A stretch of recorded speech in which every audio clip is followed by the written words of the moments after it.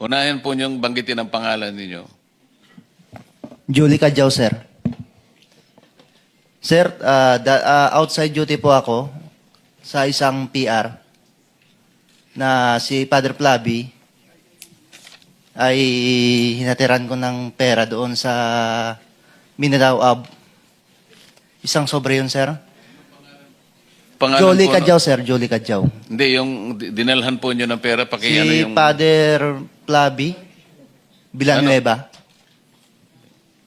Tapos, sir, mayroong, doon, sir, sa, Anong lugar po yun? sa Mindanao Ab, sa mismong simbahan niya, sir. Sa may gilid ng kalsada.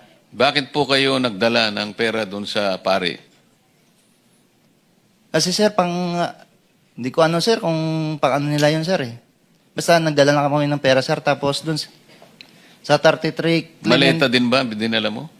isang sobre, sir. Tapos doon, sir, sa 33 Clemente. Baka naman sulat lang pinadala Hindi, sa'yo, sir, sobre pera, lang. sir. Kita ko mismo, sir, eh. Sobre lang? Ay, sir. Tapos sa 33 Clemente, sir, isang maleta. Kanino? Kay Father Flavi, binuhat ko papunta sa sakyan niya. So may isang sobre tsaka isang maleta. Ay, sir. Yun ang nare-recall mo. Ay, sir. Hapon yun, sir, hapon. Tapos yung suot niya, sir, itim na pangpare.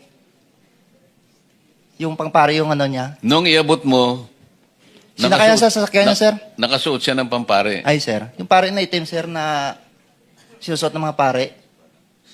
Paano mo nalaman na siya nga yung...